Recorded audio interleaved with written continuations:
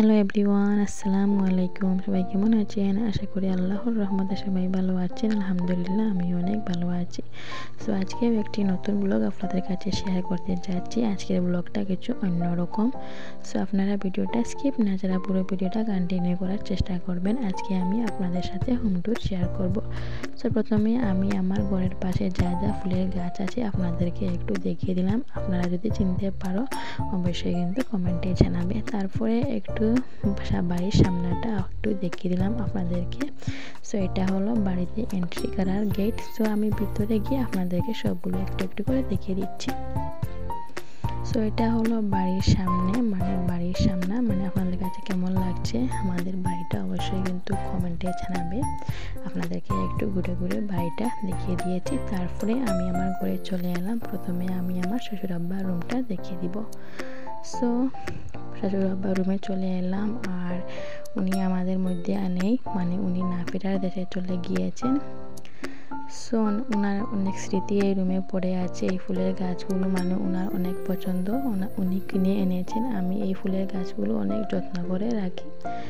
So আমি প্রথমে আমার শ্বশুর আব্বার রুমটা দেখিয়ে দিয়েছি। তারপরে আমি আমার শাশুড়ি মায়ের রুম একটু পরে আপনাদেরকে দেখিয়ে দিব। উনি নামাজ পড়ছে। সো আমি আমার রুমে চলে যাব। এখানে একটু আপনাদেরকে বারান্দাটা দেখিয়ে দিয়েছি। সো প্রথমে আমি আমার রুমে চলে গিয়েছি, একটু আপনাদেরকে আমার রুমটা দেখিয়ে দিব। আমরা কিন্তু মধ্যবিত্ত ফ্যামিলির মানুষ।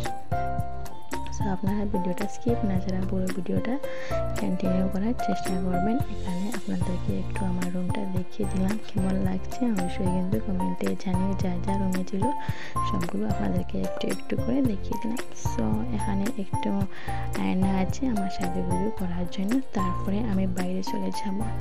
এখানে আমি বাইরে চলে যাচ্ছি। এখন আপনাদেরকে আমার জায়ের রুমটা দেখিয়ে দিব। উনি কিন্তু আমাদের মাঝে থাকে না, উনি কিন্তু ভাড়া বাড়িতে থাকে। উনি একটি চাকরি করে, তার জন্য উনি ভাড়া বাড়িতে থাকে। তার জন্য আমি আপনাদেরকে এখানে একটু ওনার রুমটা দেখিয়ে দিচ্ছি।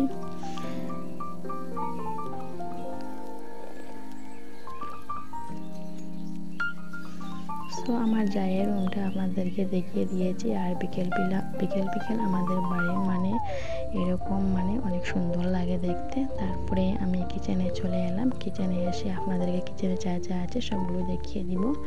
এখানে একটা ওয়াশিং মেশিন আছে, তারপরে এখানে সুপারি আছে, আর এখানে আমরা ডাইনিং টেবিল এখানে বসে আমরা ভাতটা খাই। তারপরে আপনাদেরকে একটু কিচেনটা দেখিয়ে দিব। এখানে দরজাটা খুলে কিচেনে চলে এলাম। যারা যারা আমার ডেইলি ব্লগ দেখো তারা অবশ্যই আমার কিচেনটা দেখেছেন। যারা যারা দেখেছেন না অবশ্যই আমার চ্যানেলটাকে সাবস্ক্রাইব করে দিবে, আমার চ্যানেল যদি নতুন হয়ে থাকে। তারপরে আপনাদেরকে একটু ফ্রিজটা খুলে দেখিয়ে দিলাম যা যা সবজি আছে।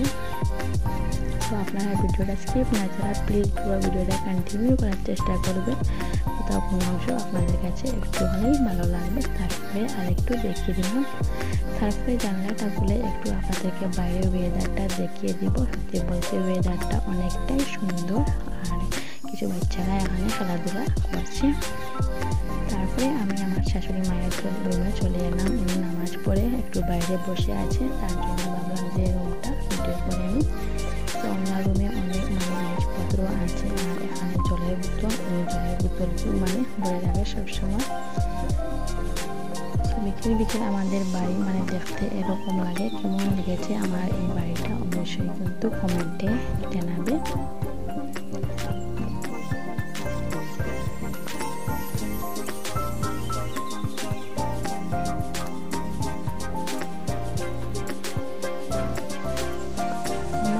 আজকের ব্লগটা আপনাদের কাছে কেমন লেগেছে অবশ্যই কিন্তু কমেন্টে জানাবে। আবারও দেখা হবে একটি নতুন ব্লগে।